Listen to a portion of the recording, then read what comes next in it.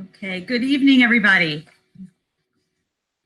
I'm Maria Thompson, Director of Humanities, and Principal Clark and I would like to welcome you to the third annual Pelham Memorial High School Storytellers Celebration. It certainly is our first virtual Storyteller celebration, and I'm not going to say annual, so hopefully we're back together next year. Before I get started, I'd like to encourage our commended writers and contest winners to turn on your cameras if you feel comfortable, and if everyone could please mute your mics when you are not speaking. So tonight we're here to celebrate and honor our students as commended writers. These students were chosen by their English teachers for exemplary work in any genre. This evening also celebrates the winners of Pelham Memorial High School's third annual Creative Writing Contest. Before I continue, I want to give you a little overview of how the evening will progress. After I share some words of thanks, we will have the privilege of listening to our keynote speaker, who I will introduce in a moment. After Jordan speaks, we'll have a short Q&A so that you could ask him some questions. And then we will honor our writers and contest winners. Following that, we will have an open mic so that our student authors can share excerpts or full versions of their work. At the end of the evening, you'll also learn a little more about our English department clubs and activities that promote a passion for writing in our students. If you would like to read any of the commended pieces, please visit our school website. Everything as of today is up on the website. Nicole Wozniacki, one of our English teachers, compiled all of the pieces into a PDF booklet that can be found live on the website. This year, the PMHS Creative Writing Contest was based on the theme transformation in an attempt to engage students to write outside of the classroom. The contest also offered students an authentic audience. Students were challenged to write a story depicting how the main character undergoes an experience that changes a significant part of his or her personality. A novelist and a playwright poet from the Pelham community served as judges. The winning entries approached the prompt in very different and creative ways, with each writer providing a story that asks the reader to consider people, places, and events that have the power to transform us. The winning pieces have been published in an ebook that is actually available on Amazon for all to read. The celebration tonight is the result of the hard work of our commended students and contest winners, as well as the English teachers at PMHS, several of whom are here tonight. So I thank you for attending. And I also want to thank Julia Chung and Dr. Garcia, I hope I didn't, and our board members that are here. I'm trying to see if I caught anyone. Ms. Clark, if I missed anybody, please let me know. I'd like to just take a moment, though, to recognize Nicole Wozniacki. Nicole reinvented our Student Commended Writers program, and she organized this event. Thank you to Ms. Wozniacki.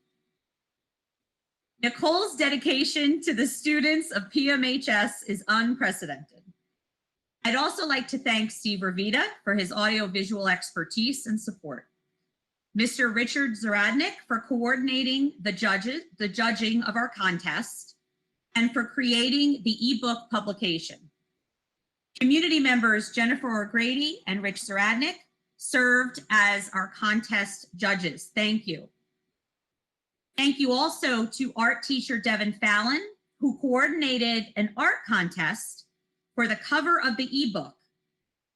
Sophomore Claire Ulmer for her cover design for the ebook, and Lucy Edmonds, who designed the cover of our Commended Writers PDF. So thank you very much.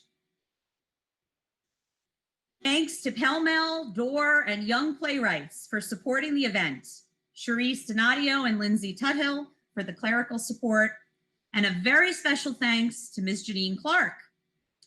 Janine has been a true supporter of the Commended Writers Program, our writing contest, and this event. Not only are we honoring our students here tonight, we are also honoring you, Ms. Clark, for your devotion to fostering a passion for reading and writing in our students. So thank you very much.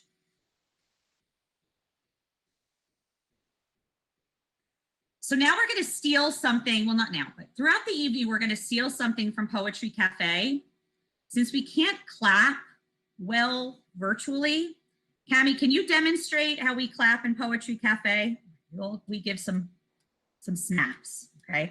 So if you want to do jazz hands, you can do jazz hands. I like the snaps though, so it's up to you, okay? Tonight, I am pleased and honored to have PMHS alum, Jordan Salama, here with us to share his experiences and his words of wisdom. Jordan is a nonfiction writer, journalist, and producer, as well as a class of 2015 graduate.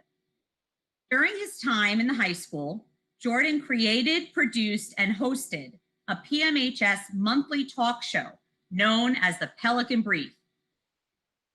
Pelican Brief brought important stories to the PMHS community. A former teacher described Jordan as a dedicated and responsible student who was thoughtful and a voracious reader and writer. Jordan continued this passion for sharing stories and writing at Princeton, where he not only brought back a campus talk show, he also traveled through South America. Jordan's first book, Every Day the River Changes, the story of his journey down the greatest river in Colombia, will be published in 2021. The project behind the book won the Ricardo Piglia Award and the Stanley J. Stein Prize for Best Senior Thesis at Princeton University. Jordan has written about climate change and American Jewish life for the New York Times. He's reported on the fight to save wild rivers in the Balkans. He's covered Lionel Messi and the Argentinian national soccer team during the Copa America 2015 International Soccer Tournament. He's produced a radio feature from a private railroad car that appeared on NPR's All Things Considered. You can find Jordan's writing in the New York Times, Smithsonian Magazine, Scientific American, and more. In fact, just this last Tuesday, his latest article entitled Without Ceremony, New College Grads Step into an Uncertain Workforce was published in National Geographic magazine.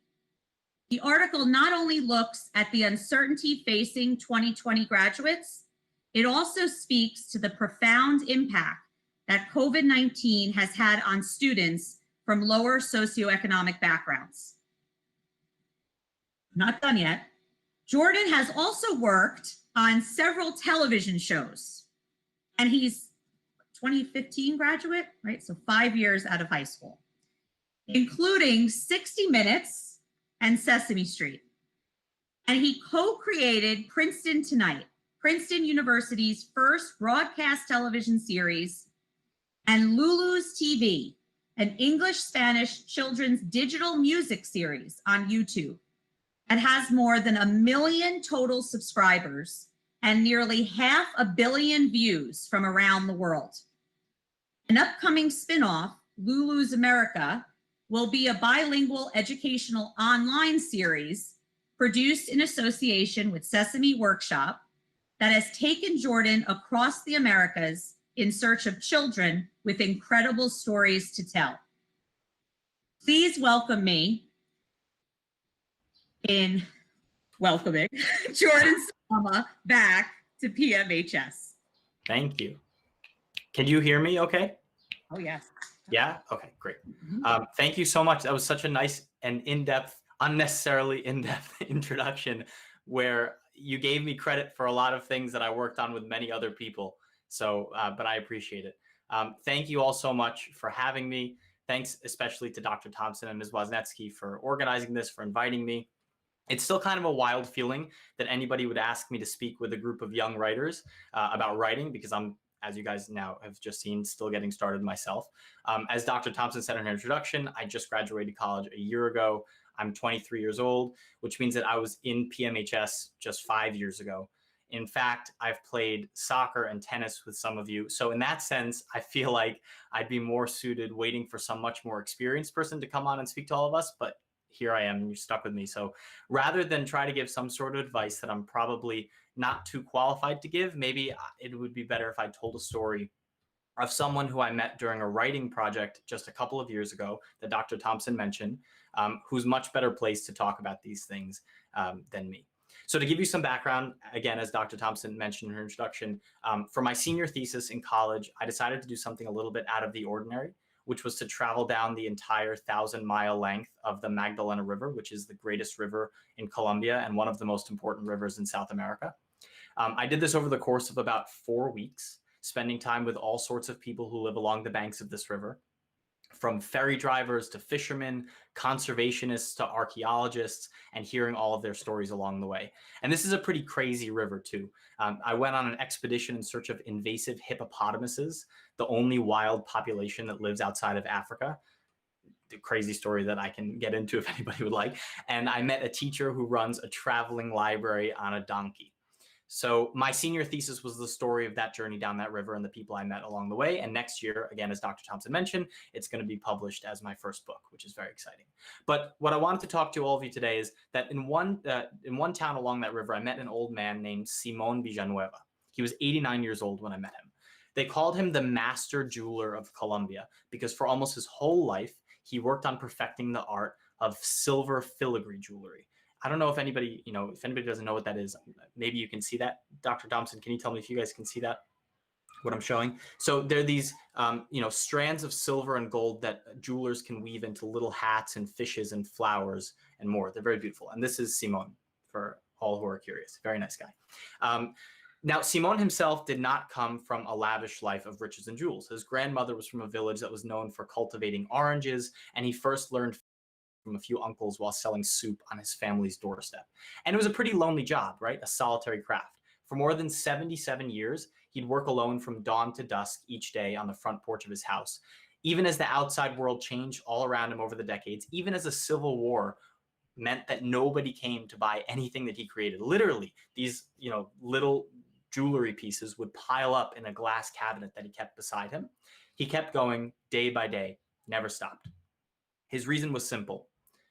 I live in love with my work, he said over and over again. I live in love with my work.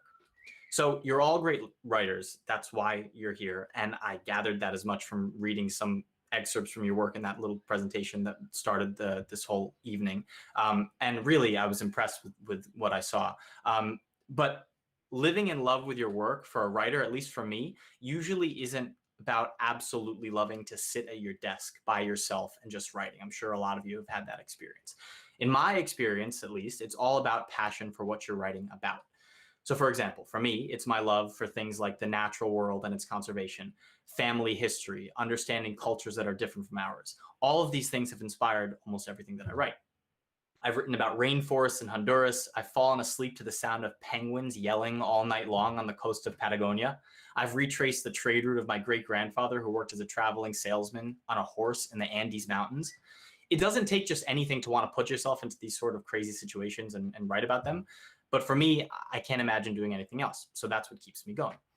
That's the case whether you want to be a professional writer, like a journalist, a novelist, or a poet, or if you want to be something completely different, like a scientist or a diplomat or an activist or anything really. Writing is the backbone of everything if you want to empower meaningful change in the world. And if you're passionate about what you're doing, the writing will always be good because your message will shine through. And if there's been any moment in our lives when we've seen just how effective and powerful writing and communication can be, it's this one. We've seen doctors and healthcare workers sharing their experiences on the front lines of the coronavirus pandemic. And we've seen scientists and specialists advising us on how to move forward with our daily lives in the midst of unprecedented uncertainty. We're seeing protests on such a wide scale now, in part because for a long time, passionate people have been speaking out in all sorts of ways about inequalities in this country, which have brought much needed context to the injustices that have long been present in our society.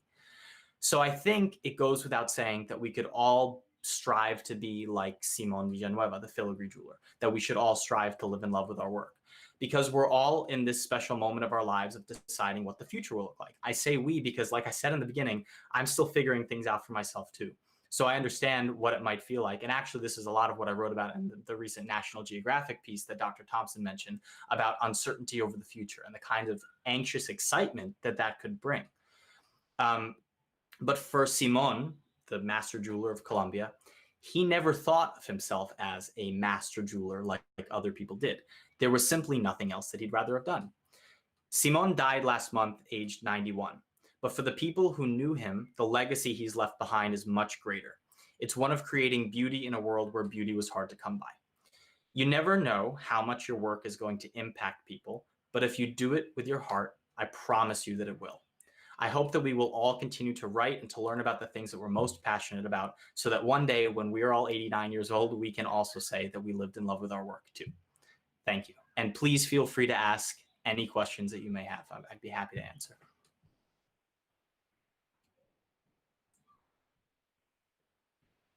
I can't hear. Oh, thank you, Jordan. There you go. Okay. We have a few minutes now for some questions. If anyone wants to learn more about Jordan's adventures or ask him anything, if you could put your name in the chat if you have a question, and then we will call on you to ask it. Let me see this chat.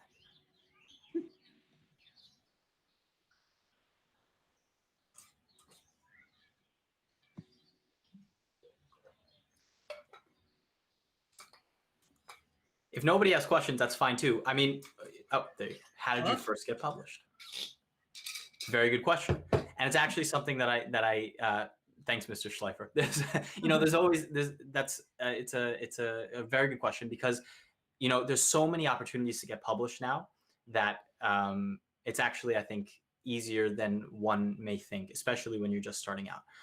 The first way that I first got published was I wrote an essay for a freshman year writing class in college. And it was about a place where we go on vacation to go to the beach in North Carolina. And I thought, you know what, this would be something nice maybe to put in the local newspaper in that town. And so I emailed the regular info@coastouterbanks.com. I got in touch with the editor and she said, yeah, I'd pay you $100 for this essay. And I said, great. Nobody reads Coast OBX, but that doesn't really matter, because that is what you take. And then you can go to another little bit bigger newspaper or magazine and say, hey, Coast OBX paid me to write this thing. Why don't you, help me publish something else? And in the beginning, it's all about writing a lot before somebody's just going to say, oh, you have a good idea. I'll let you go write that. You have to kind of have something to present. But if you have enough work to present to people, the odds are that, it will get published. And especially in Pelham, with the Pelham Examiner, the Pelham Post, there's so many opportunities to get your writing in different outlets. So that's how it happened for me. Should I just go in order of the chat questions that I see here? Sure. Let's hear from Mr. Sands. Do you want to ask? What is my writing process? It depends on what I'm writing. If I'm writing something that's more like first person nonfiction, like the book, and it's a longer thing, it's a lot more difficult. But if I'm writing an article, usually actually, I guess in both of these cases, when I'm on a reporting trip and getting information, doing interviews, I tend to spend most of the night of that interview, like afterwards, scribbling down everything in a journal. And that usually means that if I'm traveling, for example, in Latin America, sometimes I will go to bed at 2 o'clock in the morning and wake up at 4 o'clock in the morning because I have to get on some pickup truck at dawn and, go to some other place to interview somebody else. But that scribbling for 3 or 4 hours at night usually actually ends up being a lot of the full sentences that I will use in articles or in longer pieces. It's really interesting. And it doesn't work the same if I sit down at a computer. So I'd say that's the biggest part of my writing process that sets me apart from other people who I know. But keeping a journal is also not something I'm comfortable with doing like in my daily life. I find it difficult and kind of a chore, but when I'm away and I have to do it, it kind of just flows out, which is good, but it's different, I think, for everybody else. Do I write in all of the languages that I speak? No, I only write in English, because if Mrs. Snyder were on this phone call, she would say that if I wrote in Spanish, it would be a disaster, even though I can speak Spanish very well. It's just funny how that works sometimes. It's about, I think, having the kind of complex vocabulary to be able to express your ideas. And it just so happens that for me, English is, is it. What's a book that you read that made you want to write? That's a really good question too. I guess one book, the first book that comes to mind, it's called The Old Patagonian Express. And it's the story of a writer who gets on a train in Boston with the goal of arriving at the south of Argentina by the end of the year. So he tries to take trains all the way down the Americas from Boston down to Argentina. Obviously, this was in a time when there were a lot of trains that could get him most of the way. And he did take boats and airplanes some of the way too. But that was a story of adventure like none other. And I've always wanted to go on a long train journey. So I said, you know what, let me try to do that for myself. And like Dr. Thompson mentioned, that ended up influencing my work later on, because I took a private railroad car across part of the United States and ended up doing a radio piece about it. How did you find information on your family's history? What about those stories made you want to explore it? That's another great question. I saw in the presentations that started this whole thing that it seemed like there was one, correct me if I'm wrong, a prompt called Where I'm From, where everybody wrote poems about where I'm from, or was it pieces, poems? Yeah, well, those were some of the most powerful things that I read in the entire presentation. I mean, those were amazing. And it's just so clear that when you ask that question, where am I from? And you start asking that enough to older people in your family, you get really juicy stories. And it doesn't really matter what family you come from. I think every family has a story to tell. But in my case, it was, I think, in two ways. One, when I was really young, my grandmother and my aunt used to tell me stories about life growing up in Iraq. They were some of the last, they were part of some of the last Jewish families to grow up in Baghdad, and then they had to leave. So that was a big, obviously impactful part of their lives. And on my dad's side, my grandpa keeps these huge binders of diaries and journals where he's basically recorded every piece of the oral history that's been told to him since forever ago. And those are just all really interesting. So you use those as a base point. And then usually what I do is try to go to the places, not Iraq, but other places where I can go safely to try to put myself in the same situations that my ancestors might have been in. Why did I decide to write about the Colombian River? It's funny, I'm editing the book now, and today I had to answer that very question in more detail in one of the chapters that I was writing. So I could tell you that actually very clearly. My earliest memory of Colombia came from a piano teacher that I had. My piano teacher, when I was like 6 years old and started taking piano lessons, she was from Colombia, and she would always play these rambling salsa melodies on the piano that I could never learn. And I was always mesmerized by it. So that kind of piqued my first interest in Colombia. But really what it was I was in Colombia at the end of my freshman year of college doing a little internship with the Wildlife Conservation Society. And when I was there, everybody told me that I had to go to see the Magdalena River because it was the most magical river and amazing river in Colombia. Now, I didn't go during that trip, but in the years that followed, I read a lot about the country, and I read a lot about Latin America, and the name kept popping up over and over again in novels and nonfiction and poems, everything, songs, that I realized it must have been a place with a story to tell. So I went, and it definitely was worth it, because it is definitely a place where the magic and the real collide into one. So I think, do we have any other questions? Good. Okay, so Jordan, thank you. Thank you. So, and let's give Jordan some snaps. I just want I just hope that you understand what an inspiration you are, and that we really appreciate that you took the time to speak to the students and everyone that's here tonight at the celebration. Thank you.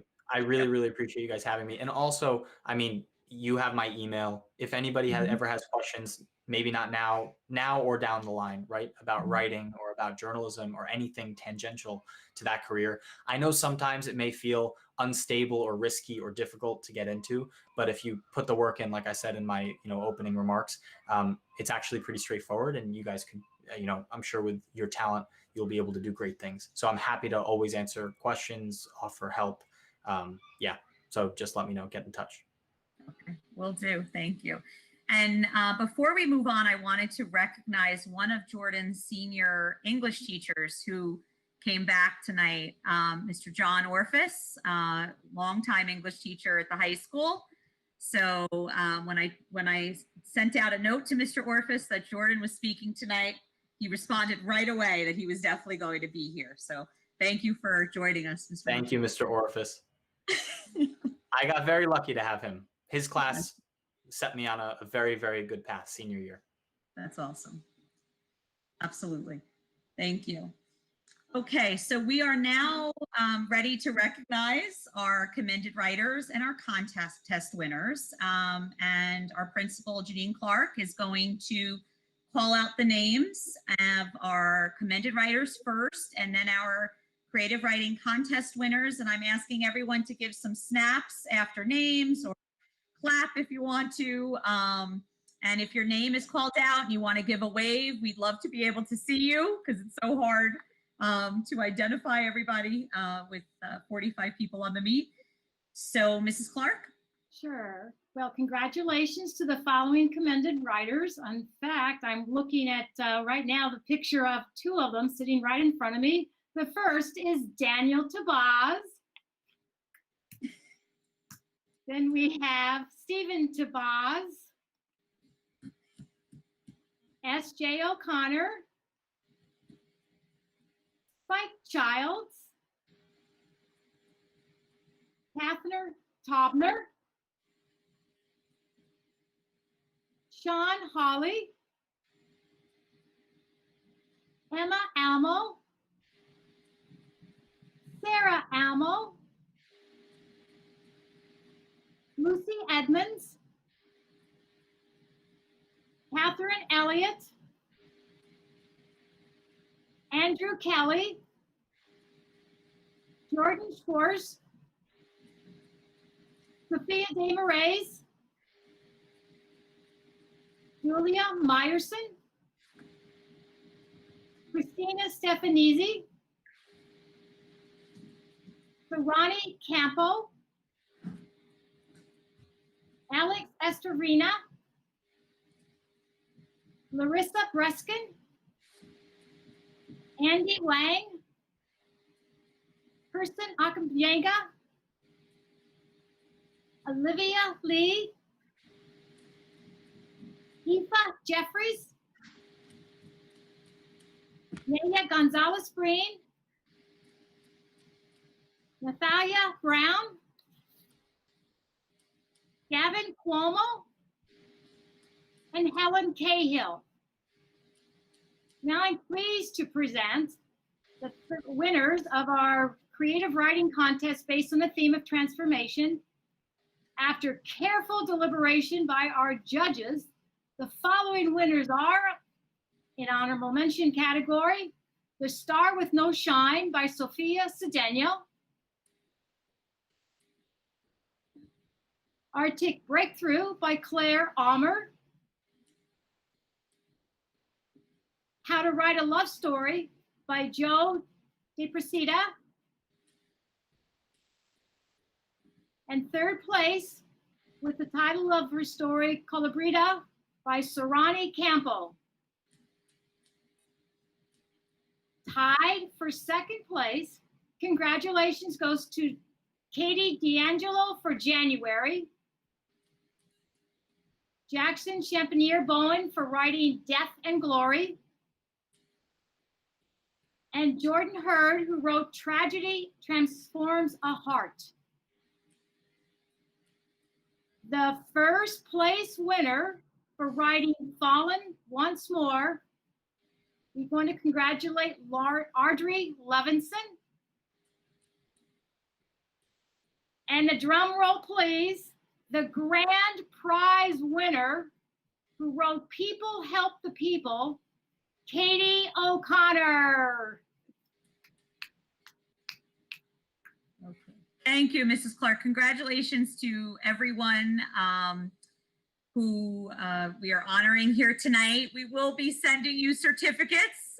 Typically, we'd be able to see you and give you your certificate, but you will be getting something in the mail. And also, please remember that if you want to go on the high school website, you can read their full work, or you can go on Amazon and take a look at the ebook for our contest winners. So congratulations to everybody. Just one last time. So we are going to move into, I think, the best part of the evening, and this is known as our open mic. So if you are willing to read either an excerpt from your piece or the whole thing, it's up to you. We would love to hear you and to listen to your stories. If you're willing to share in the open mic, if you could please put your name in the chat, and Ms. Wisniewski is going to call on our writers, our authors, to come up and share.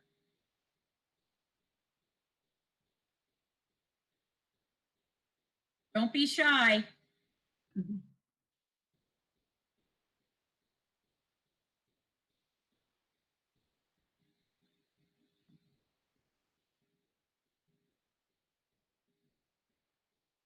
Audrey, go ahead. Thank you.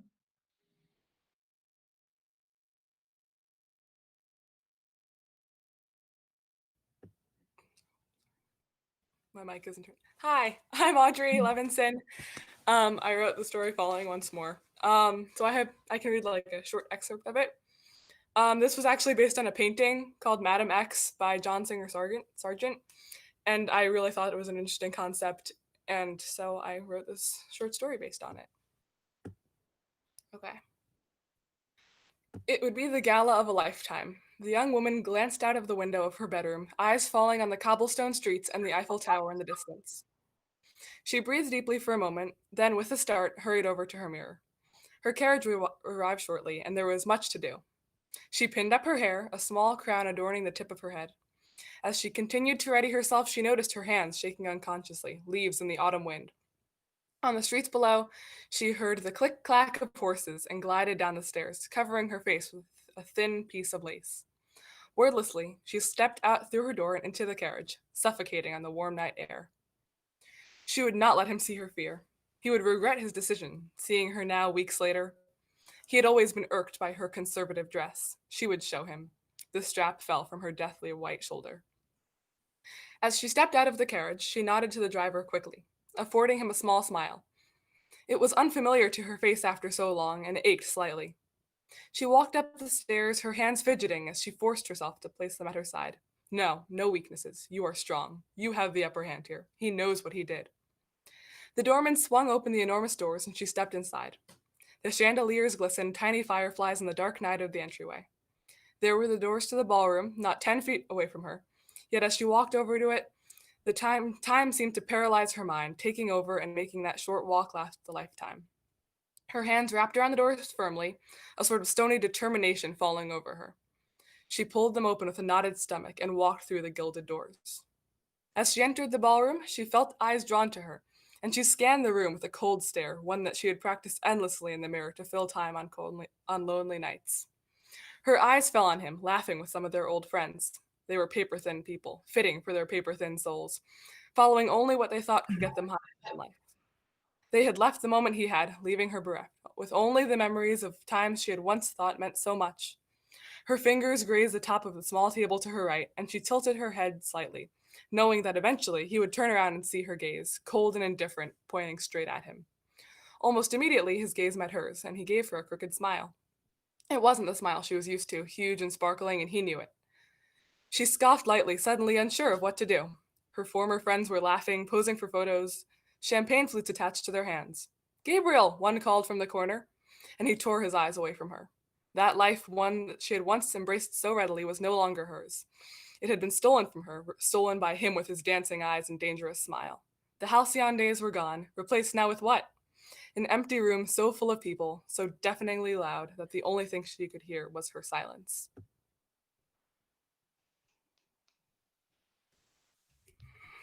Wonderful. Thank you. Thank you.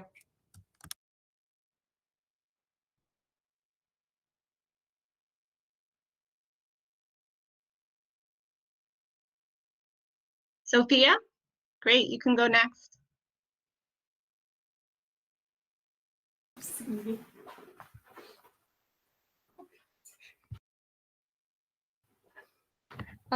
Hi.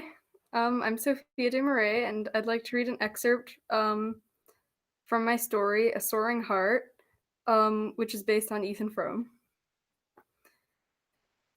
Maddie gazed out the window, squinting slightly to see through the layer of sheer frost. The world outside glinted and swam in strange ways as the ice on the window shifted, melting and freezing again. Maddie could not say how long she had been staring out the window. Hours, days, weeks. It made no difference.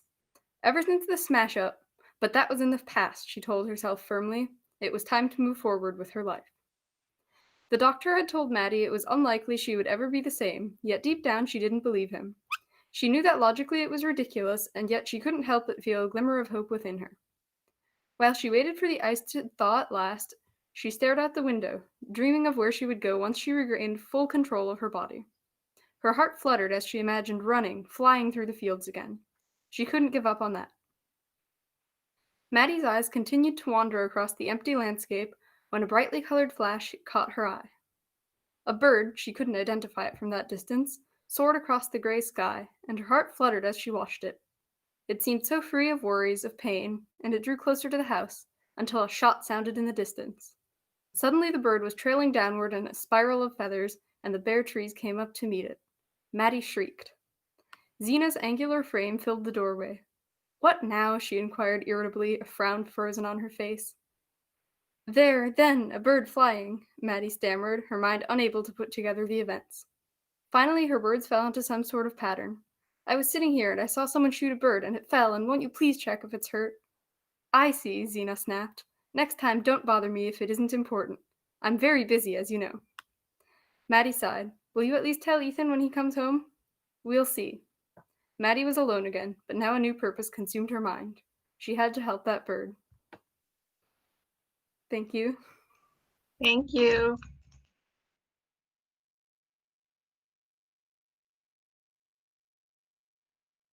Katie, would you like to go next? Thank you. So this is just an excerpt from a short little, it's split into like 11 sections, so this is just one of them. This one's called August. I Scream. The little girl ran down the street squealing in excitement, her little pigtail bobbing up and down, her feet barely touching the ground. She was running because she had heard the wonderful music, the sound, echoing throughout the tiny street. Clutched in her hand was a wadded up $5 bill. She heard her sister calling out her name. You scream. She kept running, ignoring the calls for her. It was just down the street, and she did not want to miss it. She had missed it last time because her favorite show had been on, and she could not tear herself away. She did slow down a bit to assure her sister that she would not hurt herself while running. However, her sister was still calling for her, almost insistently. So the little girl turned around, her hair whipping in her face. The music was getting closer. She was almost there and had to get there before it left. She saw her sister's face, heard a scream, then nothing. We all screamed for ice cream.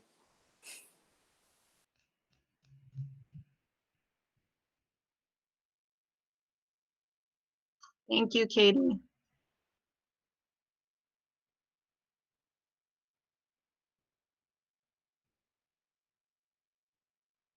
Sarah, would you like to go next? Thank you.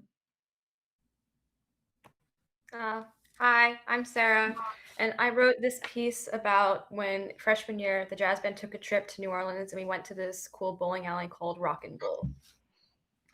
Next to the food table, seniors were gliding across the dance floor, lost in the rhythm of the zydeco music emanating from the accordion in front tower above. Surprise coursed through my veins as I eyed the cowboy boots and hats, swing dancing as if their life depended on it. The sexagenarians and septuagenarians danced with bold confidence and uncontrollable smiles plastered to their faces. Daniela eyed the dance floor with envy, drawn to the rhythmic chaos. I violently shook my head. Dancing was not for me, and at that moment, the very bane of my existence. Daniela's eyes and soon Annika's glowed with mischief, while they half led, half dragged my limp body into the ocean of people packed like sardines on the dance floor. At first, I resisted and stood as still as a statue, afraid that the surrounding eyes would judge. In a few minutes, the music infected me too, and I let the blues transcend me into a world far away from New Orleans, into a world dominated by downbeats, notes, and steps. Thank you. Thank you, Sarah. Spike, would you like to go next? Tracy Childs? Yes. So I will be reading one of my poems. This is called Buttons. My daughter had a friend whose mother let her pull the buttons off her coat every day and every night. She would sew the buttons back on after her daughter fell asleep, only to have them ripped off again the next day. I wondered how she hadn't lost our mind, and then I thought that maybe she had. The girls fell out, and I didn't see or think about them for a very long time. We were on our way home from my daughter's therapist one day and bumped into them.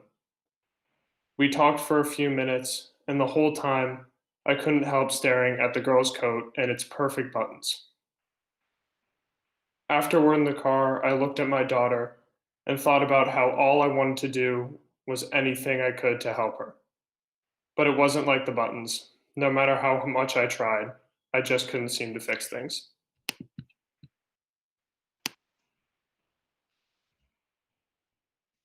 Thank you.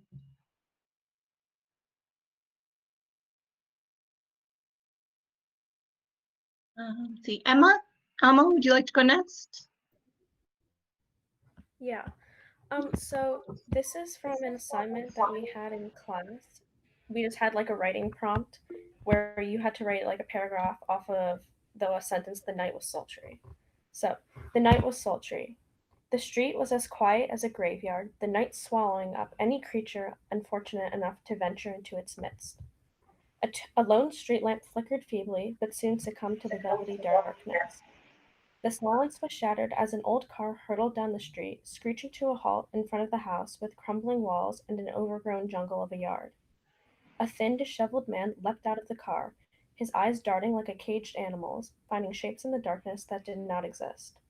He paced next to the car for several minutes, his eyes shifting to his watch every few seconds to check the time.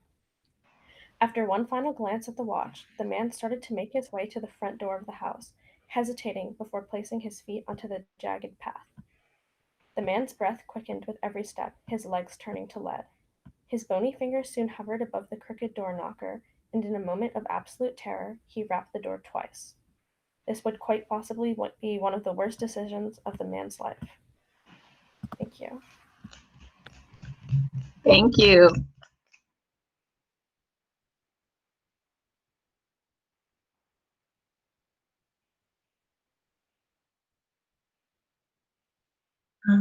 Kirsten, would you like to go next, please? Yeah, I'm going to read an excerpt from a poem that I wrote entitled Where I'm From.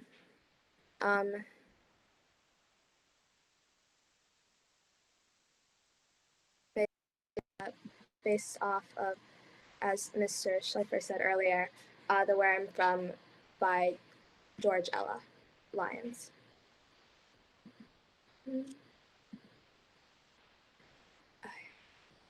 From yet another house, and another town, and another school where I meet another set of teachers and friends. One mommy, plus one daddy, plus three, I love school. No, don't touch that. And it's a boy, equals one growing garden, gifted with 3 thriving seedlings. Time to return to being taught necessities like cribbage, bread making, computer games, and driving on a lap that smells like happiness. Mother Nature is love, more familiar and filled with memories than the house will return to in the home of the Liberty Bell.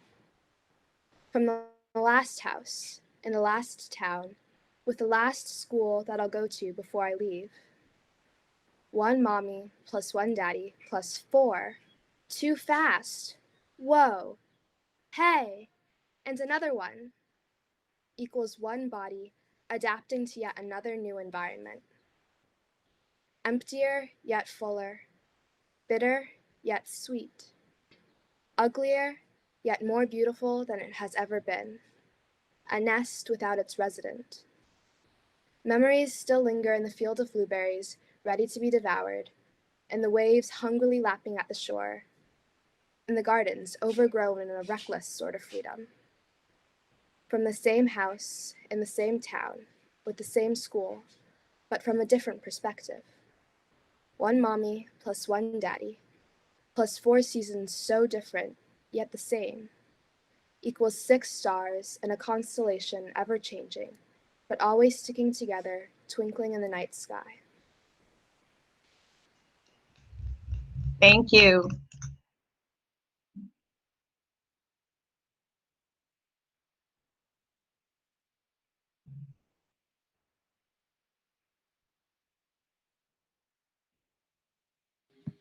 So we have time for a couple more. Is there anyone else that wants to?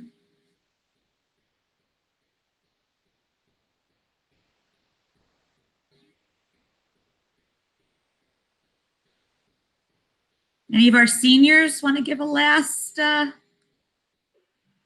spotlight?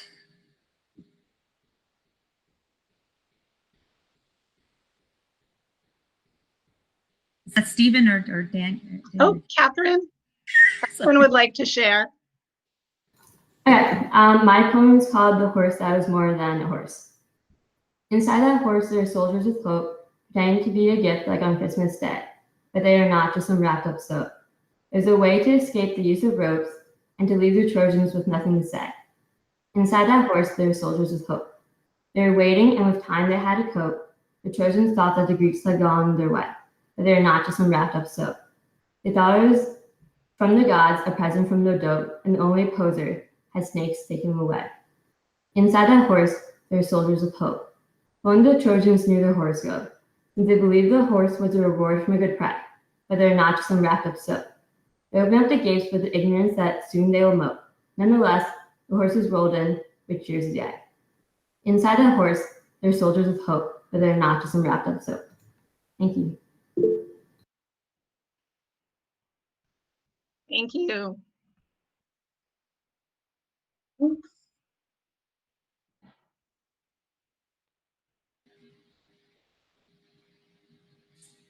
One more?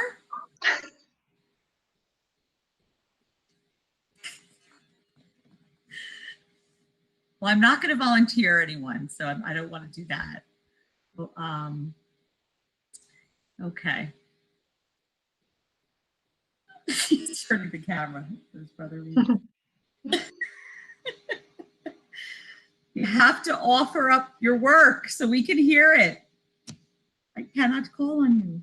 Ms. Wesnetsky, what do you think? I'm not seeing any more volunteers. I don't see any more volunteers either.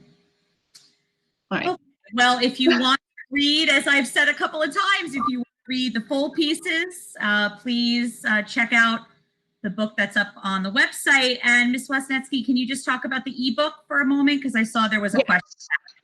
Yes, so the title is Change Happens. So if you go to Amazon and simply type in that title along with Pelham or PMHS, you'll find the link to the ebook there, which is the collection of all the stories that were a part of the contest and won, and are all based on the theme of transformation. Thank you. So definitely check that out.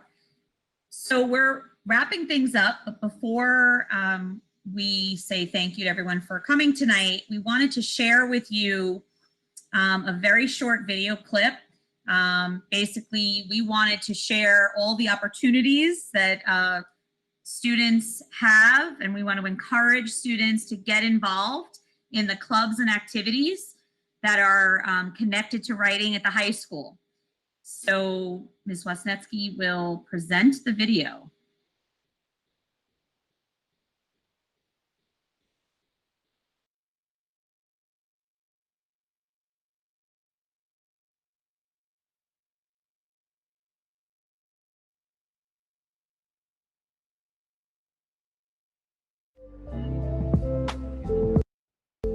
Hi everyone! Door Magazine is PMHS's art and literary magazine. We encourage everyone to submit artwork, photographs, short stories, poems, etc. Students will submit their work to submit@pelhamschools.org for the chance to be published in the magazine. You can join Door Magazine by attending meetings every Tuesday in room 238. During our meetings, we decide which submissions should be in Door Magazine or Cellar Door Magazine, which is our monthly publication. Every year, Door hosts a school-wide event called Poetry Cafe, where students submit original work inspired by the theme for the chance to win. During this event, we encourage students to read aloud poems that they find that are about the theme. We welcome new members every year to join Door Magazine. Hi, I'm Emmy. Hello, I'm Jack. And we're here to tell you about YPF, the Young Playwrights Festival. YPF is entirely student run, which means students write, direct, and star in their own plays. Completely student run. Yes. Usually we host everything in the school, in the theater, with our own sets and props and lighting, but this year we are going to record a dramatic reading of all 4 scripts and post them on YouTube later on. That's right. We're aiming for a release date at the end of June, so definitely watch out for that link. It'll be coming right before you know it. Yeah, we'll spread it around to everywhere we can, so keep an eye out for that link. Thank you guys for your time. Thank you. Hi, I'm Bernadette Russo, and I'm one of the PELHAM's editors-in-chief. The PELHAM has been PMHS's print newspaper for over 95 years. Our mission on the PELHAM is to inform students on news throughout the district, sports updates, and encourage students to have a voice and mold their own opinions through our editorial section, and feature exciting accomplishments and activities of PMHS students. The PELHAM is an outlet for reporting, creativity, and information. Hi, I'm S.J. O'Connor, and I'm one of the PELHAM's editors-in-chief. As editors-in-chief, we oversee the newspaper as a whole and work on every section. We help writers with brainstorming and edit the final draft of their articles. In addition, we help section editors with their page layouts and graphic design ideas. Hi, my name is Maeve Parmalee, and I'm one of the co-editors for the Pell-Mell along with Maria Comerford. As news editors, we're in charge of staying on top of all the news articles as the cycle goes on. And we start out by making sure all of the drafts are done on the date that they have to be, and then either myself or Maria will edit them. And then after we edit them, they go to editors-in-chief, and then eventually Mr. Schleifer, but it's a really long process. So after we edit them, Maria and I are also in charge of laying out our pages. And so to do this, we rank the articles based on what we and the editors-in-chief and Mr. Schleifer feel is most important in that issue. And so the most important ones go on page 1, and then the next most important on page 2, and so on. And then as the articles are moving through the pipeline, and once Mr. Schleifer reads them and gives us the okay, we then place the articles onto the page, and then we make headlines and stuff like that. So that's basically the news pages. Hi, my name is Madison Popovic, and I'm a co-editorial director for the Pell-Mell. I edit articles and then place them on the page. I also work with graphic design artists to create cartoons for some of the articles. I'm Sam Plunkett, and I'm a sports editor for the Pell-Mell. On the sports page, we edit articles that involve sports, so we will do athlete commitments. We do updates on sports scores. If a team has a really good season, we'll update them on that. As well as any news regarding any of the fields or something happening with one of the teams. Along with that, we also do athletes of the issue. So every issue, we pick one female and male athlete to highlight, and we just give a little description how they're impacting the team. Hi, my name is Camilla O'Keefe. I am a senior and one of the features editors of the Pell-Mell, and the features section of a newspaper is basically a lifestyle and wellness section. So that includes articles and tips on wellness and health, along with movie reviews, TV reviews, school show reviews, and a lot of special interest articles. We call them exciting people or persons of Pelham. and it is a lot of fun. It's definitely considered more of fluff material, and it's more lighthearted, but it is just as fun and important in a newspaper. Hi, I'm Lila Caminetti, and I'm the club's editor of the Pell Mell. So basically what I do is I edit stories that report on what's happening with different clubs around the school and how they're supporting specific causes. And basically we just try to keep an eye on what's happening with every different club around the school. And I work really closely with the features editor because my stories are usually on the features page, but they're also sometimes on the news page. So I work really closely with both of those sets of editors. And yeah, basically I just am in charge of the club stories. Hi, my name is Lucy Edmonds, and I am the photography editor for the Pell Mell. It is my second year holding this position. One of the things that is sometimes slept on for newspapers is the visuals, so that means graphics and photos. But it really is the first thing that the reader's eyes will go to. So what I do is I edit the photos and sometimes the graphics. I take a lot of photos myself, and I work with writers to make sure that the events that they are writing about are documented with visuals. Hi, I'm Irene Beldman, one of the managing editors for the Pell Mell.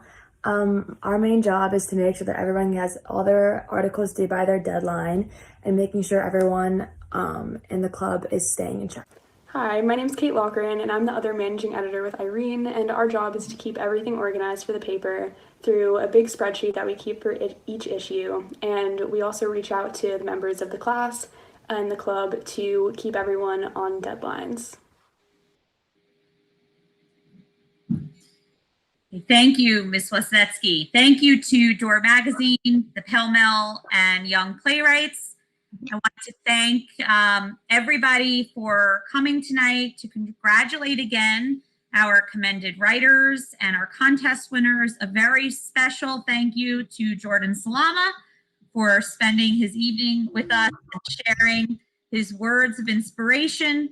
And I hope you all enjoyed the evening. Please take some time and check out the writing on the webpage and on Amazon. And have a good night, everybody. Thank you. Thank you. Good night.